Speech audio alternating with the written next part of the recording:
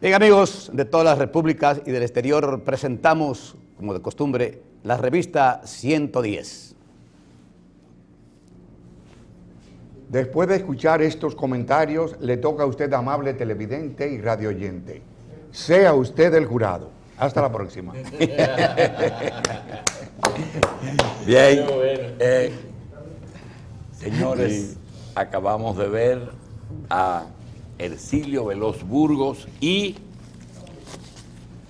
Alberto Amengual, con una particularidad. Fueron los pioneros de los programas de panel y además están todavía en televisión.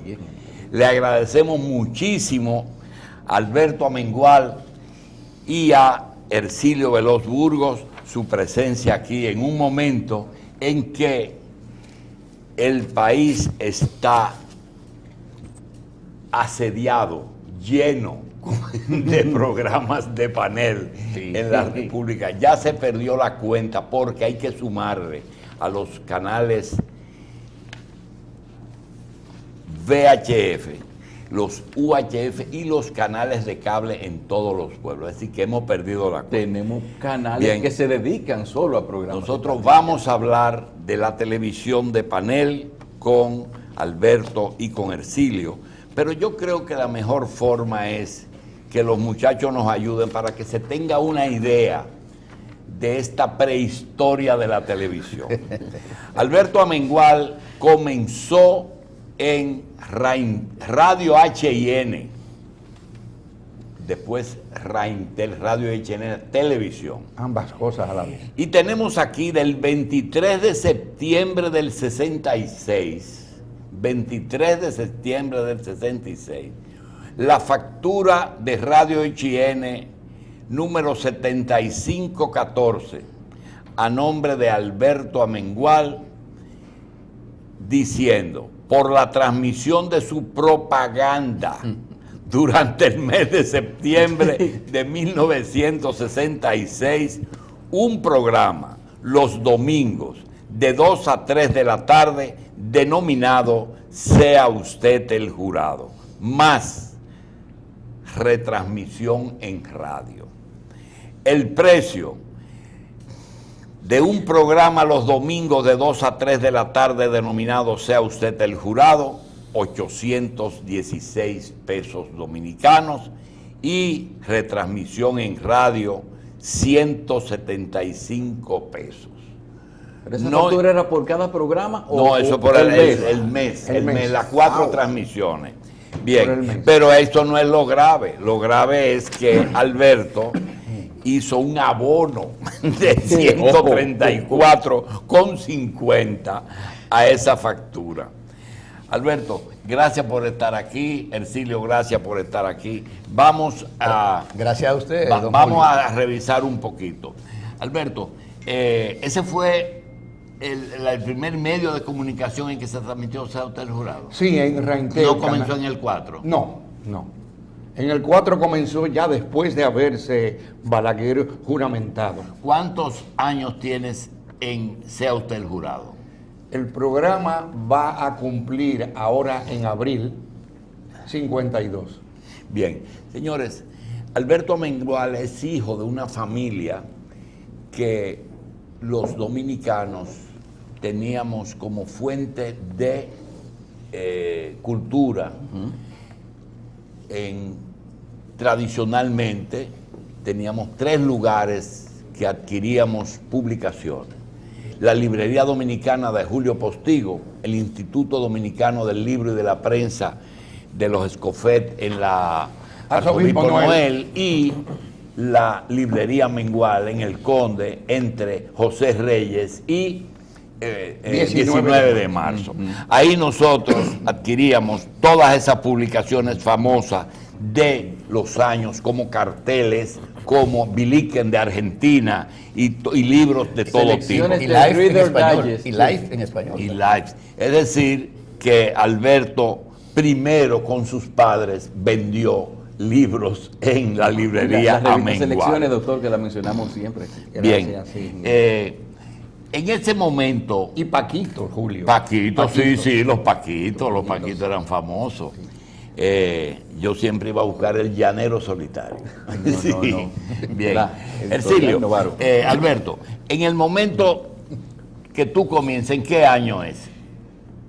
Yo comienzo el 1 de diciembre del año 1969, pero quisiera primero dar las gracias. No, hombre, no, gracias a ustedes. No, de rigor, dar las gracias. No hemos podido igualarlo. Tanto a ustedes como al pueblo, a los telespectadores de este programa, que son la mayoría del pueblo dominicano. Yo quisiera 30 segundos para algo que hay que corregir en lo que respecta a la historia de la televisión. El primer programa de entrevistas en la República Dominicana, después de la muerte de Trujillo, se llamó Frente a la Prensa, con Héctor Pérez Reyes, Dios mío, se me fue el nombre, el otro señor que tiene que ver con la Fundación Corripio, Tenas Reyes. Tenas Reyes y Salvador Pitaluga, los tres. El único que sobrevive es Tenas Reyes. Sí, pero resulta que a los pocos meses el programa tuvo que salir del aire por un problema, creo que tuvo Héctor Pérez Reyes. Y entonces Salvador Pitaluga sacó su programa Ante la Prensa, que también duró poco tiempo, porque quiso sacar el comentario de la noticia, apenas con 3 o 4 minutos. Lo que pasa es que Pitaluga tuvo la oportunidad de participar en un famoso debate que hubo exacto, que hizo famoso ese programa, que fue el debate del cura Láutigo y Juan Bosch, días antes de las elecciones de 1962. Bien. Nosotros vamos a hablar, no podemos ordenar, porque este no es un programa que sea ordenado cronológicamente, pero tenemos que aprovechar y que nos cuenten algunas cosas. Por razones de 3 años antes comenzó Alberto en el 66 y Ercilio en el 69. Nosotros queremos pedirle a Alberto que nos diga si este fue el primer programa de Sea Usted el Jurado. Ese es Ángel Miolán. Sí, fue señor. Mi primer invitado. En Raintel. En Raintel. En Raintel. Bien. Eso fue en el 66, ya instalado Balaguer. No, eso fue bajo Héctor García Godoy. Tú comenzaste con García Godoy. Con García Godoy. Bien, bien. Otra cosa, ¿quién es esta señora que no la conocemos? Esta señora es la doctora Beatriz Dalurzo, senadora argentina, que fue designada como Mujer de las Américas del año 1967. Bien. Me extraña porque esta persona no tiene historial de participar en medios de comunicación. Fue canonizada recientemente.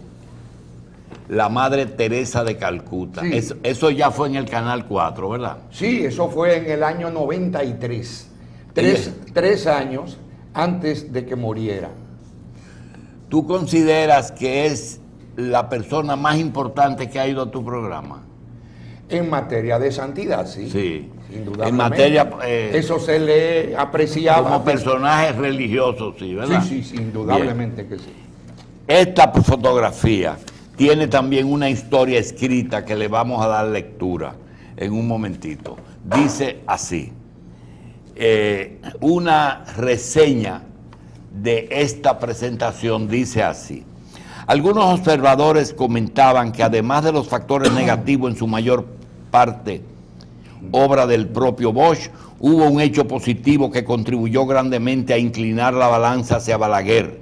Este hecho fue una presentación ante las cámaras de televisión del candidato reformista 3 días antes de las elecciones. En esta presentación Balaguer despejó una serie de dudas que todavía prevalecían en el electorado y se reafirmó como el favorito de las mayorías. Ese día Balaguer ganó el voto de muchos indecisos al declarar varias cosas que dijo ahí.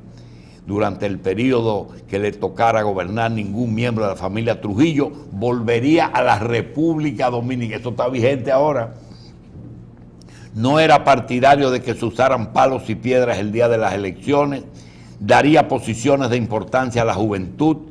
lucharía por reducir el costo de la vida, plantearía con el vigor necesario los organismos internacionales la necesidad de que la OEA desocupara el país. Parece que en ese momento estaba ocupado todavía. Por la FIP. Trataría de hacer un gobierno de unidad nacional y ofrecería posiciones a todos los partidos y daría plena y efectiva vigencia a las garantías constitucionales. Todo eso lo dijo Balaguer y lo dijo el periódico mexicano a raíz de la presentación en Sea Usted el Jurado en 1965, seguro.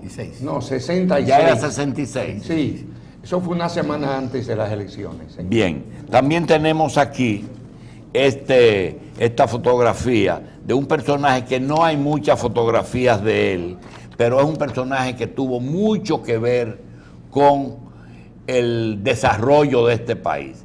Fue rector de la universidad, fue ministro de Obras Públicas de Trujillo, fue el promotor del grupo económico con Conde del el BHD y es el padre de los Caro Ginebra. Ese es José Antonio Caro Álvarez.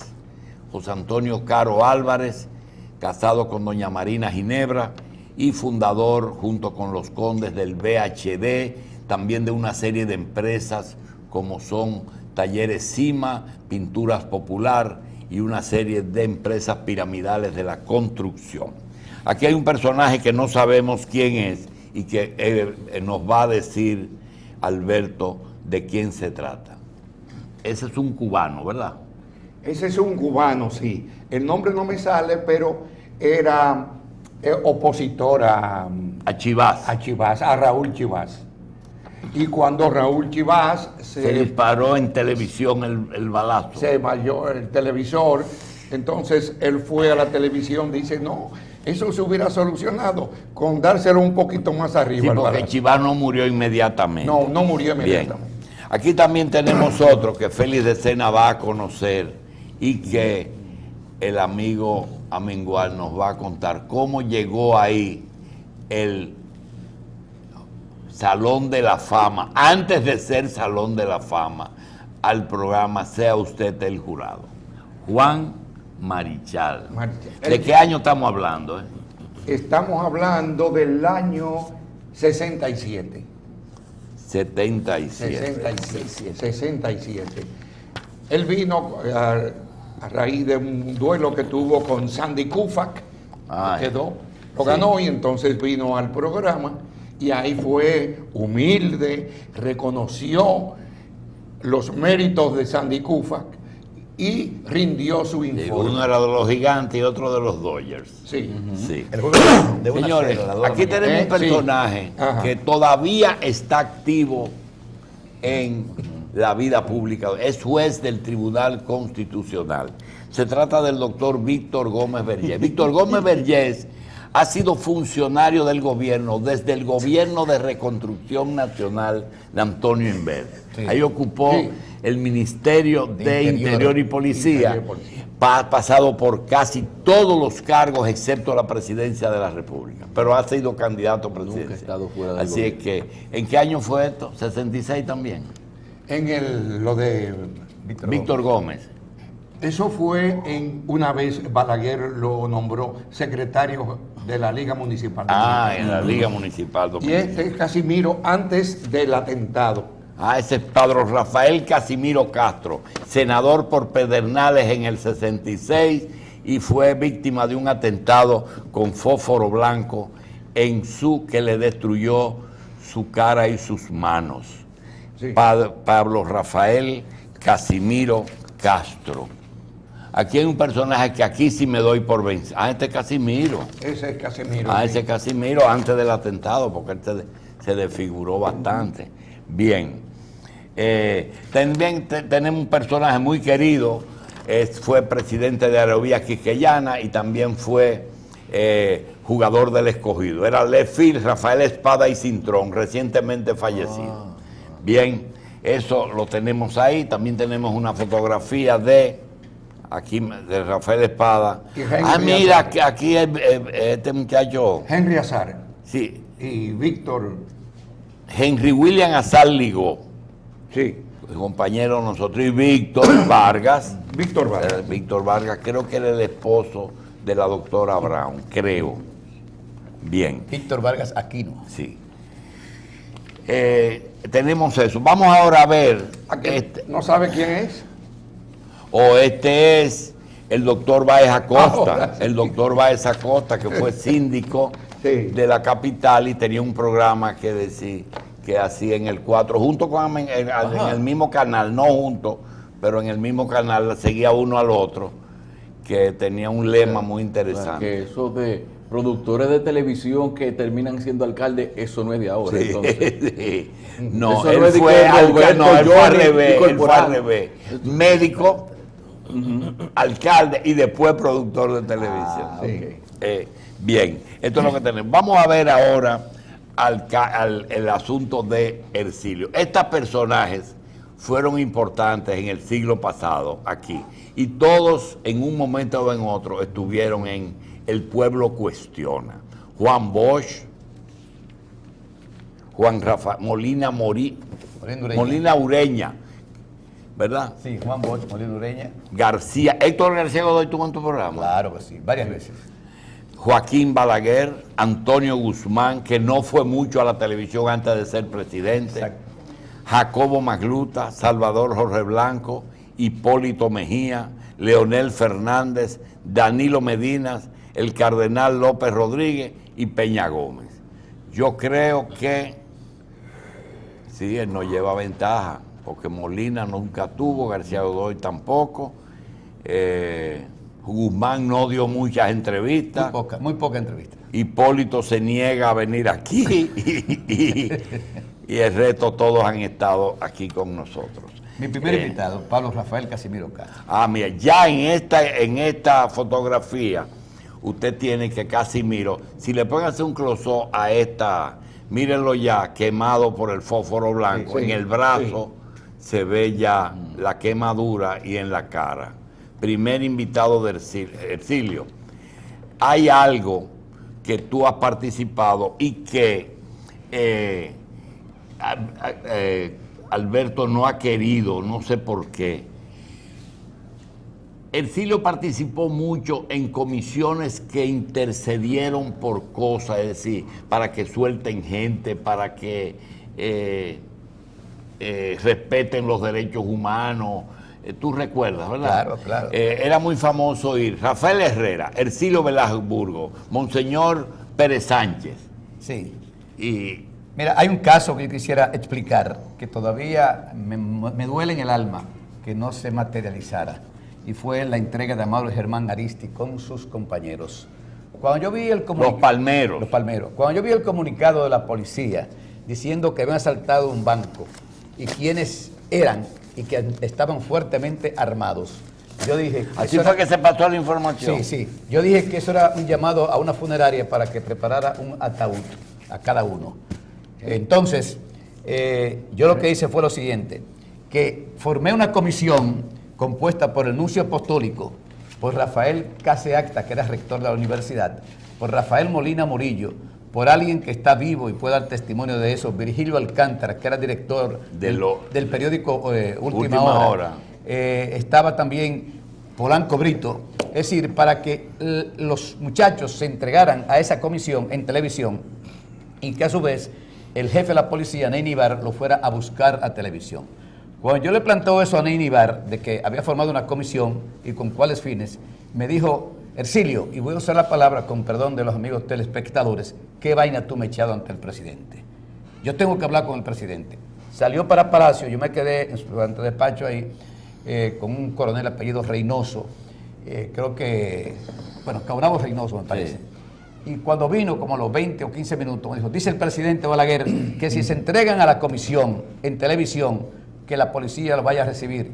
Y yo digo que lo voy a recibir desarmado la policía allá a televisión. ¿Y qué pasó?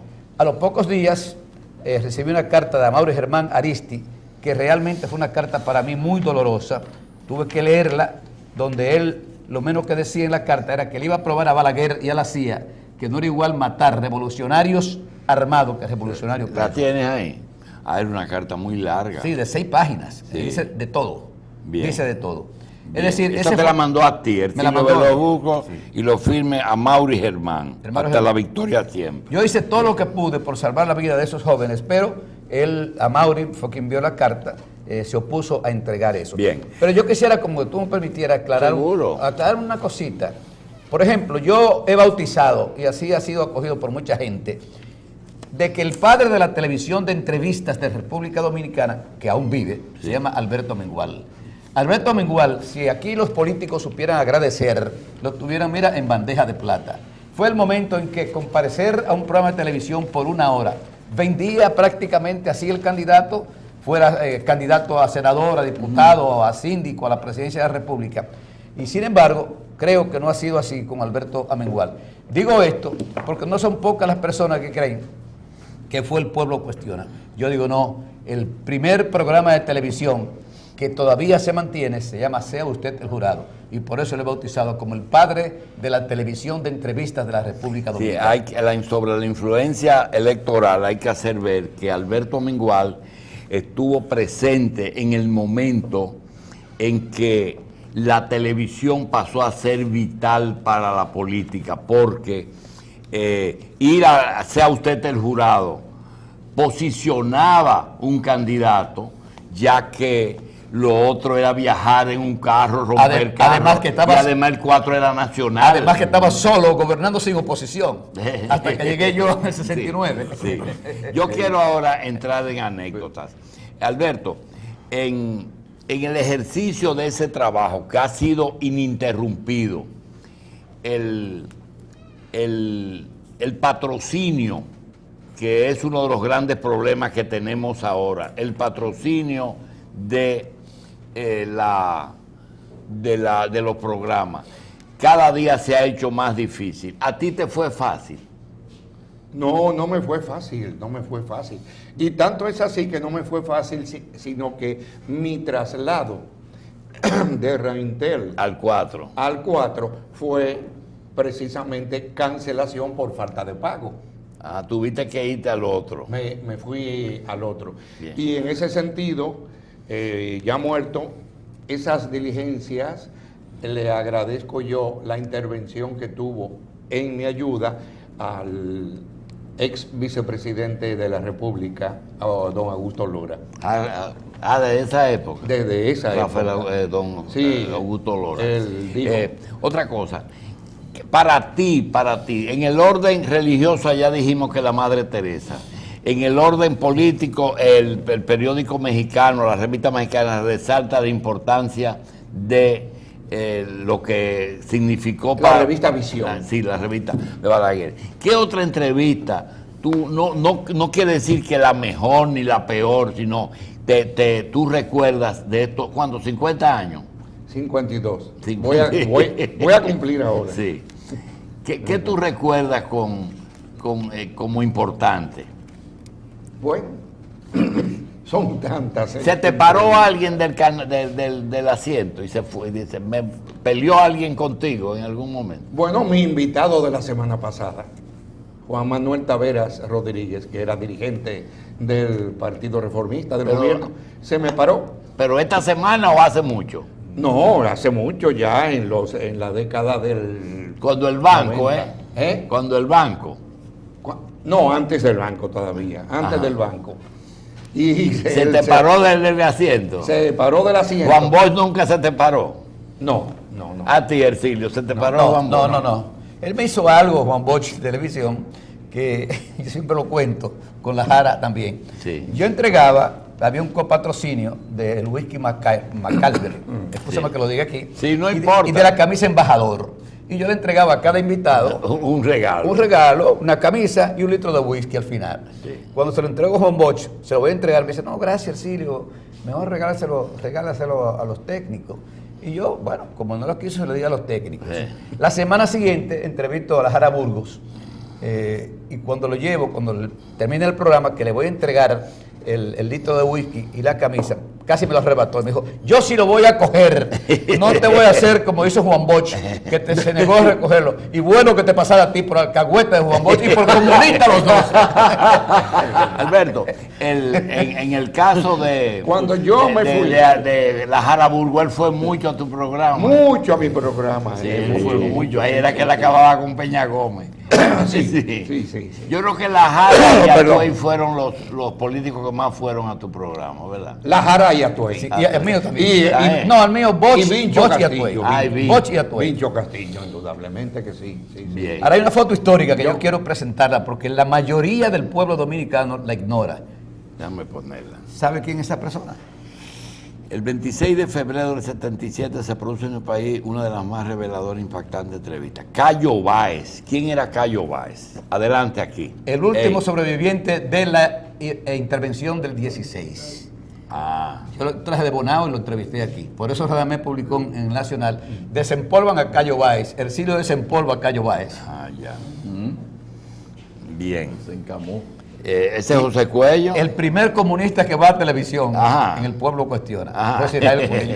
Estaban todos en el exilio, otros huyendo, otros escondidos. Sí. Sin embargo, él tuvo el valor de ir. Es un hombre de mucho valor. ¿No? Un hombre de mucho valor.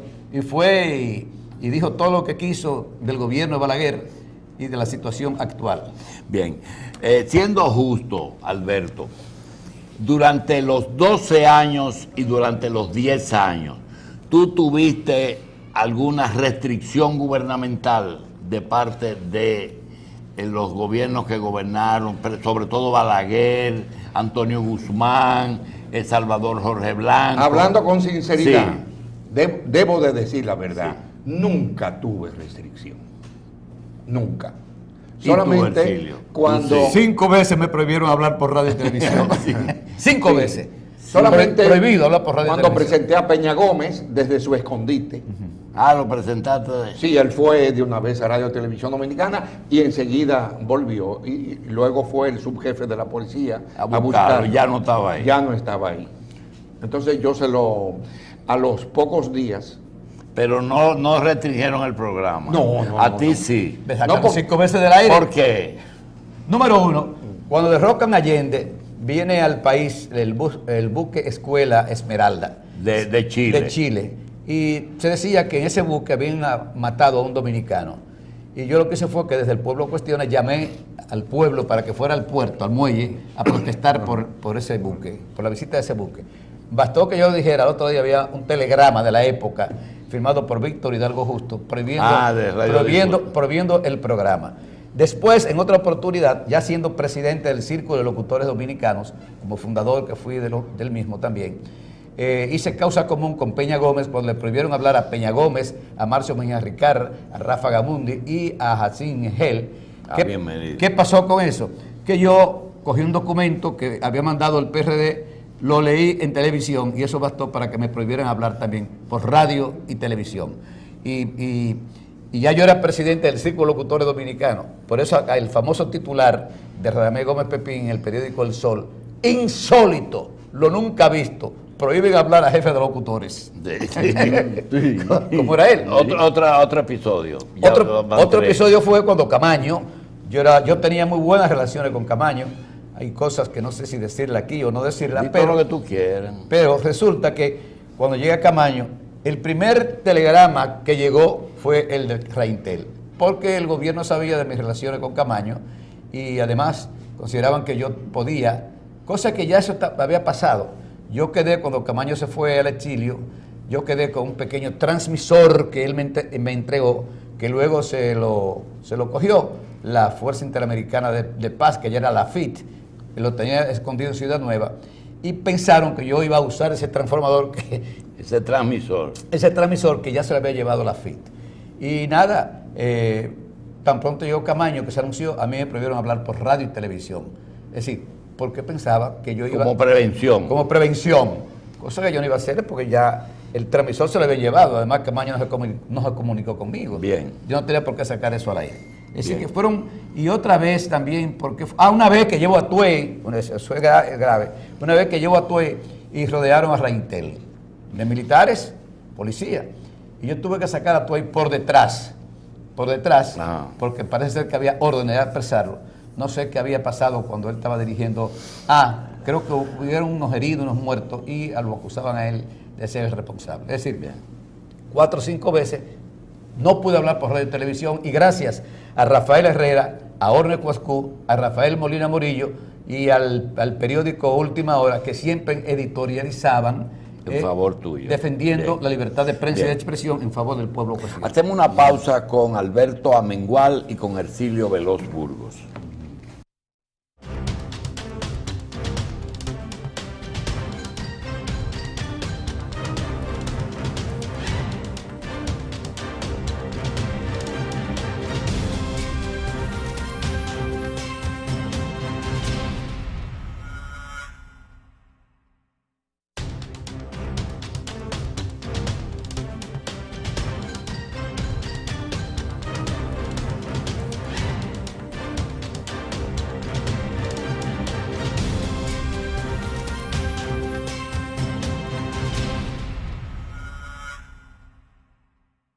Dominicanos, 4.500.000 dominicanos, Ercilio, que están por debajo de la línea de pobreza, lo que quiere decir que sus niveles de ingresos son inferiores al costo de la canasta familiar.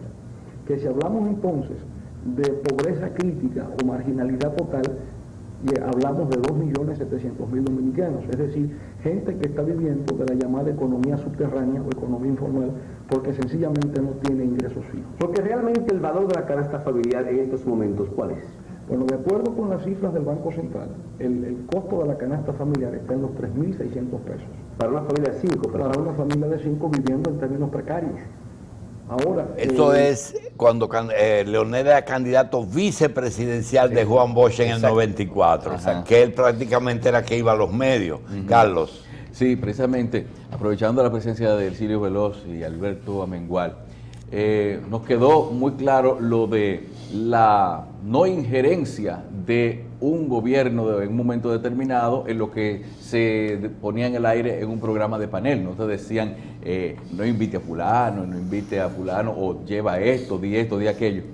Pero también vemos que además de ser entrevistadores, en algún momento fueron entes moderadores entre grupos en tensión, como por ejemplo gobiernos y opositores. Entonces, ¿qué había antes que no hay ahora para que una persona que producía un programa de televisión pudiera llegar a ser reconocido como un árbitro válido en un momento determinado? Credibilidad, que ahora todos estamos, tendenciados. Ahora yo puedo hablar en el caso mío. Por lo regular eran los familiares los que se acercaban a uno. Pasó varias veces. Recuerdo que habían una vez varios presos que la policía no lo quería soltar después de una sentencia de un juez, y los familiares fueron a verme para que hiciera diligencia. Yo fui a hablar con el jefe de la policía. Desacato era que se llamaba. Desacato a sentencia. Desacato a sentencia. Eran 3 ellos, y yo fui a hablar con el jefe de la policía, que era Nenibar, y me dijo, Ercilio, está más seguro aquí que en la calle, está más seguro aquí que en la calle, pero si tú quieres, yo te lo entrego. Digo, yo no, los familiares que están desesperados, que se lo suelten. Y así hice, y me entregaron los 3 presos. A los 2 días mataron uno de los 3, a los 2 días. Y así en otras oportunidades yo tuve que intervenir para poder salvar. Una vez había un grupo de líderes, de muchachos jóvenes presos, y fueron a verme para que yo hiciera algo con ellos. Y yo dije, bueno, yo no tengo esa amistad con el jefe de la policía, era Enrique Pérez y Pérez. Y bueno, conseguí una cita a través bueno, Marco Jorge fue el puente para ponerme a Rivera Caminero, para que me llamara Enrique Pérez y Pérez. Me atendió con toda la figura, con todo el trato, y yo le llevé la lista de los jóvenes que estaban presos, y me dijo, ¿usted lo quería buscar ahora a la Victoria? Digo, no, mañana, porque eran como las 4 de la tarde, ya digo, no, mañana. Cuando fui estaban cambiaditos y estaban ahí.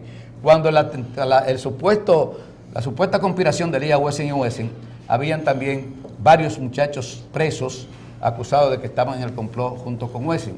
Yo tuve que ir a hablar con Pérez y Pérez al kilómetro 25, y él me dijo también que si yo quería buscarlo, que me lo entregaba. Es decir, cada vez que yo hacía eso era porque un familiar intervenía, me iba a buscar a mí. Hay un cuento muy bueno de una comisión que se formó de Rafael Herrera, Jotin Curi, Ercilio Veloz Burgos, y fueron a pedir ver a Balaguer. Como Jotin era baraonero, hay un cuento que no sé si en ese momento estaba Ercilio, pero Jotin nos contó que él le dijo a Polibio Díaz: Polibio, tenemos que ver al presidente Balaguer porque no es justo que... Era problema de soltar personas que estaban presos injustamente ya con sentencia de libertad. Y Polibio era muy... tenía muy buen humor y él todo lo... Y le dice, entonces ustedes quieren que el presidente le suelte a esa gente y me están usando a mí para conseguir la entrevista con Balaguer. Dime una cosa, Jotin, como a mí me tildan de corrupto y de traficante de influencia, ¿cuánto tú me vas a dar por cada preso? Eso es verdad. ¿Cuánto tú me vas a dar por cada... Doctor, si como quiera iban a hablar, doctor, ¿qué le llama la atención? Bueno, doctor, me gustaría saber, ya que tenemos aquí dos de los principales pioneros de la televisión en términos de los programas de panel y comentario, en este transcurso de la experiencia que han vivido ustedes, en términos de lo que ha sido la evolución de este tipo de programas, en términos de contenidos, ¿cómo se sienten ustedes al evaluar cómo se han desarrollado los programas de panel en el país? ¿A usted? Sí. ¿Cómo se han desarrollado los programas de panel? Bueno, de una manera similar a cómo se han desarrollado en el resto de América Latina. Es decir, mientras más tiempo ha pasado, más abierto la democracia. Pues, miren ustedes, hasta el día de hoy, que no hay limitación de ninguna forma. En esas participaciones populares que tuvimos aquí en el país, como por ejemplo la calle Espaillá, el Parque Independencia con Cuervo Gómez, el tema de los mismos palmeros que hemos hablado, el programa de panel, ¿qué ha servido? ¿Alguna vez de mediador? ¿Y qué experiencia tienes tú? Aunque no fuera de tu programa, sino experiencia que viviste, porque era un hombre capitaleño del Conde que vivíamos en la misma ciudad y con los mismos problemas. Y él vivía en la calle Espaillá. Sí, por eso digo. Los hechos de la Espaillá, por ejemplo. Bueno, el problema que yo más tuve fue cuando yo presenté a Peña Gómez de su escondite. Sí. De su escondite, Sí. que lo vi, que después lo fue el subjefe de la A policía buscar. a buscar. Días después yo fui a la casa del presidente Balaguer y le conté todo. Sí. Y nadie va a creer lo que el presidente me dice. Yo hubiera hecho igual, lo felicito. Sí. Y yo me quedé sin hablar, digo, gracias presidente, lo felicito. O sea, que él me felicitaba a mí por haber ¿Quiénes sacado se a Peña manifestaron Gómez. ahí en la Espaillá? Mira, yo quisiera como aclarar algo histórico. El 20 de octubre de 1961 es el producto de un movimiento que se inició en la Universidad Autónoma de Santo Domingo para destrujillizar la universidad. El rector era Machado. Ahí estaba toda la juventud estudiantil, sobre todo universitaria, y lograron realmente sacar al rector. Machado fue el rector que estaba el día que mataron a Trujillo. Sí, claro que sí. Bien. ¿Qué pasó? Que después que lograron la destrujillización de la universidad, un trabajo extraordinario de la juventud de la época, quisieron ampliarlo y se fueron entonces a Ciudad Nueva. Eso fue del día 12 al día 20. En ese intervalo ahí, la ciudad estaba... ¿De qué mes? De octubre del 61. La juventud de la época estaba enardecida porque estaban los remanentes del régimen de Trujillo aquí, querían que salieran del país. Yo no estaba en eso, porque yo en nada fui el primero, sino a mí me buscaron. El día 20 de octubre de 1961, yo estaba acostado con fiebre, tenía unos ganglios y dije, bueno, cuando me fueron a buscar, porque yo había tenido un encontronazo con Balá el mismo día que quemaron a Radio Caribe, Sí. y cogí cierta notoriedad pública porque estuve entre los 5 o 6 que bajamos la calle Licey cuando Sigua le dio la pedrada a Balá en la boca, que lo derribó, que la pistola se le cayó. ¿Quién se lo dio? Un muchacho del PRD de la época le dio una pedrada en la boca a Balá. Sí, yo recuerdo. Y cayó, hasta la pistola se le cayó.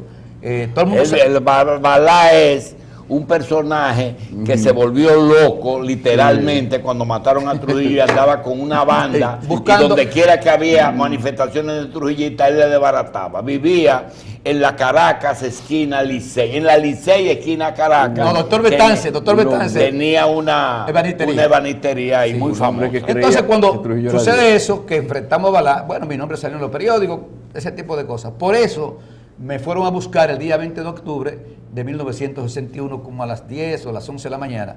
Yo dije, sí, yo voy entre un rato para allá. Cuando bajo la calle Espaillat, estaba llena de jóvenes esperando, porque Balá había dicho que iba a desalojar a los jóvenes de ahí. Bueno, yo me comprometí y bajé con 3 personas allá. ¿Cuál fue la misión? Buscar la piedra, romper las alcantarillas y subirlo, en el caso nuestro, a la azotea del Espaillat 55. Sí. ¿Para enfrentar a quién? A Balá, no a la policía. Sí. Y ahí estuvimos como hasta las 5 de la tarde, ya el grupo esperando a Balá. Balá nunca llegó. Quien llegó fue la policía. Una policía que llega por la Padre Bellini, esquina Espaillat. Cuando escuchamos la primera ráfaga, que se produce un cortocircuito, ya no sabíamos que no era Balá, que era la policía. Optamos por irnos a la azotea, todos. Algunos pudieron escaparse por otra vía. Sin embargo, a nosotros, yo que me fui a la azotea, pero cuando empecé a escuchar los disparos, me metí detrás de un armario con 2 piedras. Sí. Fui el último en salir, pero me bajaron a palos del tercer piso hasta la calle. Cuando bajo, estaba Tuto Colón y dice, y quedaban más todavía. Y cogió su casco protector y me dio uno un golpe. Ahí yo me desmayé. Me tiraron en la perrera y desperté en el Marión. Bien. No, pero te quiero contar algo. Que se habla siempre, y yo quisiera que se corrigiera eso. Fue el primer levantamiento popular contra los remanentes después de Trujillo. Ahora, los muertos, y yo lo he venido emplazando a mucha gente que hablan de la masacre, de la matanza. Los muertos fueron 2. Uno, Tirso Roldán Vargas, que ese lo mató la policía, parece que en su nerviosismo se le fue un disparo, porque la mayoría de los disparos era al aire. Los heridos, todos éramos de macanazo. En el caso mío, y lo que fuimos, nos llevaron al Marión, fueron a macanazos. No había nadie herido de bala en el Marión, sino un muerto de balas, que fue Tirso Roldán Vargas, y otro joven que trató de saltar de la azotea de la 55 a la 53. ¿Esos muchachos estaban organizados o eran de algún partido político? No, nadie estaba organizado. Era octubre. Nadie estaba organizado. Bien. Ese muerto. Nosotros sacamos un programa de radio, que fue mi inicio en la radio, el día 15 de marzo de 1962, 3 días después que Balaguer sale de la Anunciatura, y era un programa de la agrupación 20 de octubre. Y empezamos a llamar a los familiares de todo lo que estuvo en la calle Espaillat para que nos presentaran los nombres de los muertos. Teníamos los nombres de los heridos y 2 muertos. Nunca se presentó nadie. Yo quisiera complacer a alguien que esa pregunta se la hicimos en la pausa a Alberto. Alberto, pregunta a una persona que qué significa el pañuelo en tus entrevistas. ¿Qué significaba? Ya tú no lo usas. No, el nerviosismo. Tú sudabas las manos. Sí, sudaba las manos, el nerviosismo. Y con el pañuelo yo aplacaba ese nerviosismo, ¿verdad? Y recuperaba. ¿Tú al principio tenías miedo escénico? Al principio sí. Tenía miedo escénico, lo confieso. Sí. Y quiero aprovechar para dentro de todas esas circunstancias reconocer el respeto que siempre me tuvo el presidente Balaguer hacia mi programa. Alberto. Que más que nada creo que debió de haber sido por la presentación antes de las elecciones que yo hice de él. Por el triunfo que tú que ahí le diste. Ahí selló el triunfo él.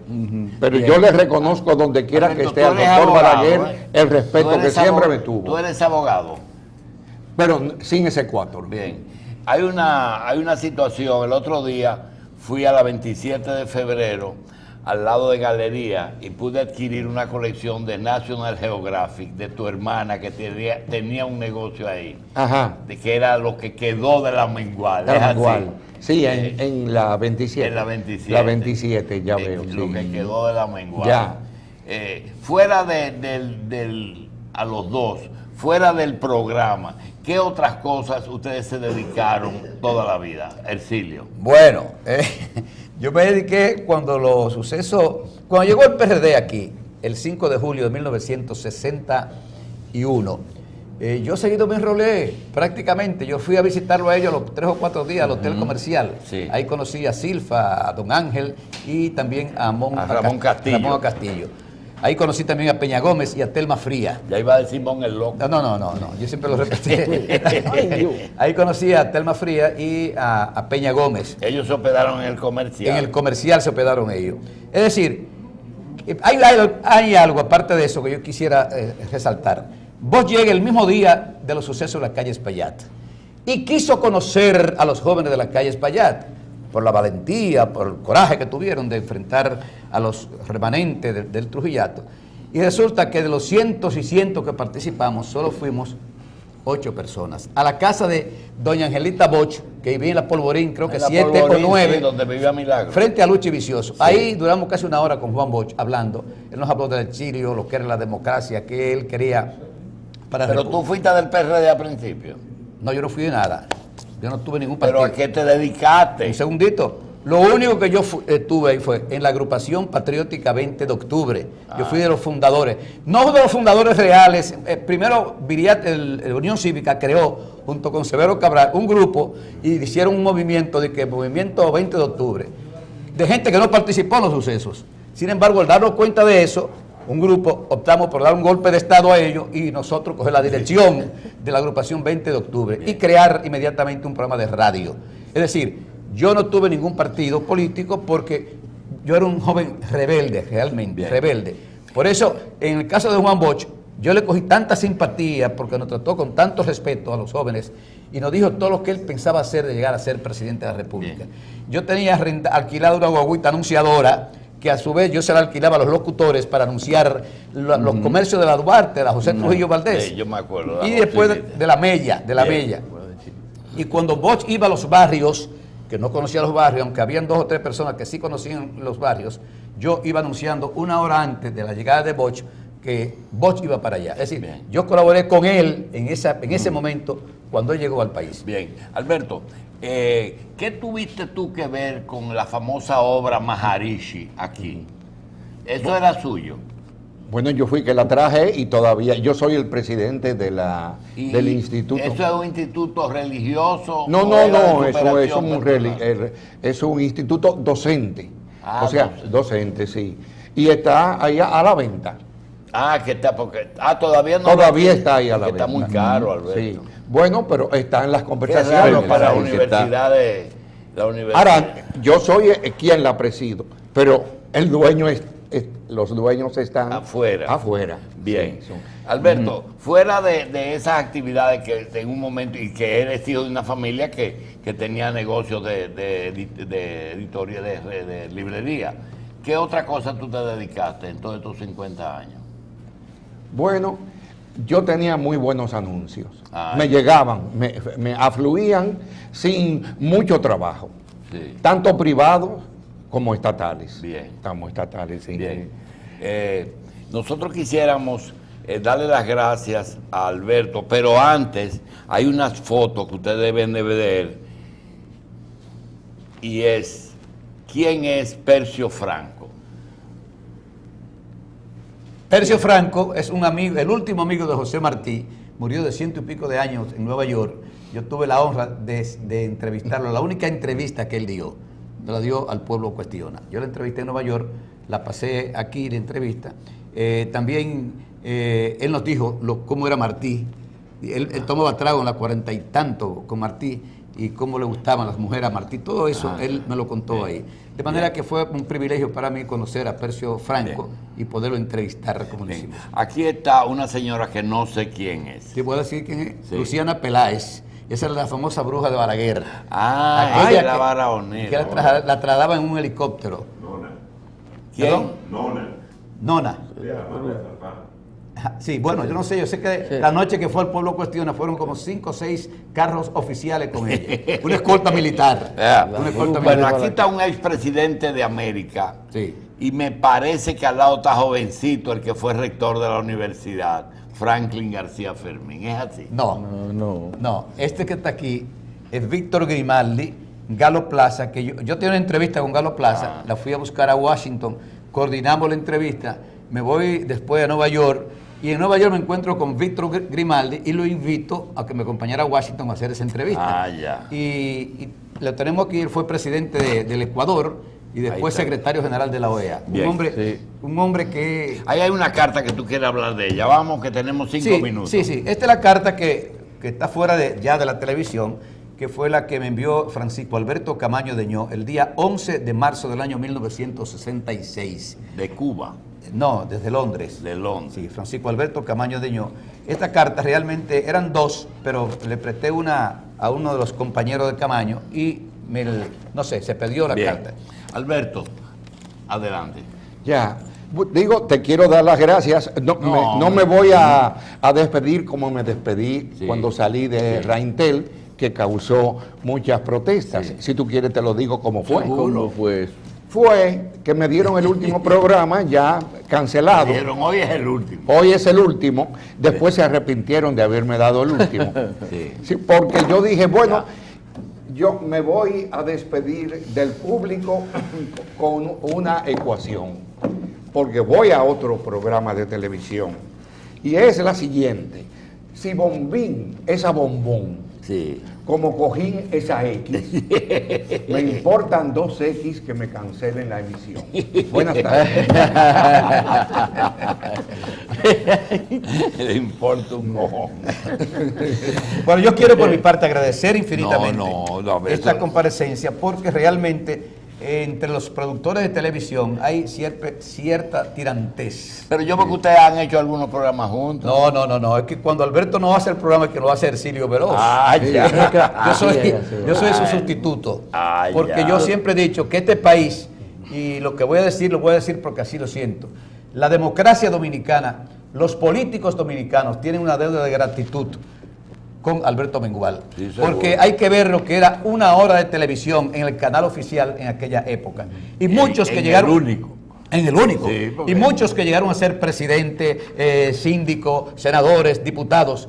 Yo creo, y lo puedo decir así con mucho énfasis, fueron gracias a las entrevistas que hacían. Sí, señores, porque hay que recordar que cuando se Morile en el 13, cuando Popi y Manolo Quiroz en el 9 comenzaron, ya Alberto Amengual tenía varios años en televisión. Claro que sí, entrevistando a todo el mundo. Bien, señor. Vamos a...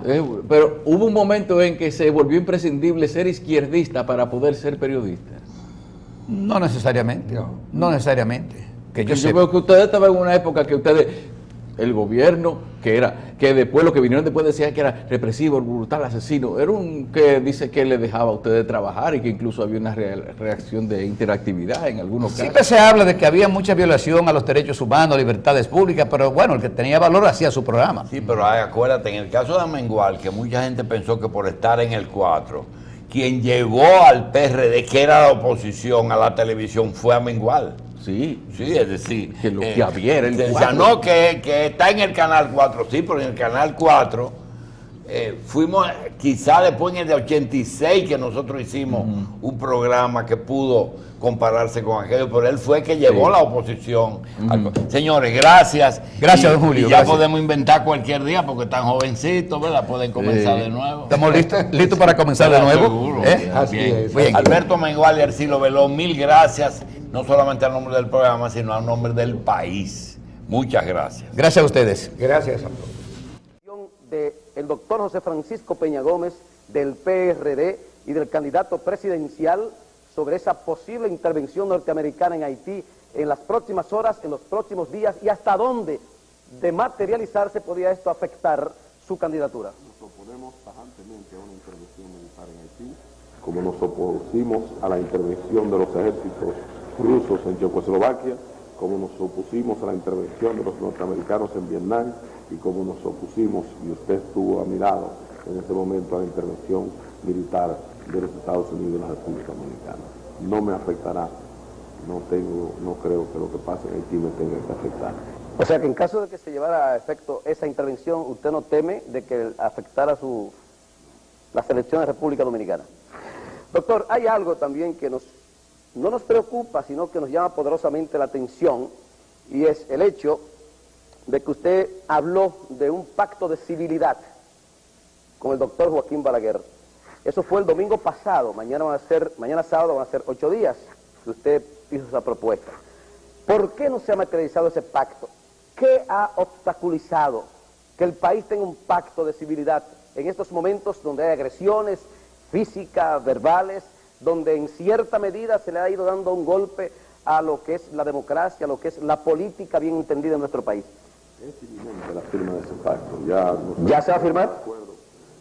Sobre las líneas maestras del mismo, el Partido Reformista y nosotros, y solamente faltan algunos pequeños detalles que serán subsanados. Y yo pienso que en los primeros días de la próxima semana se firmará el pacto. ¿En qué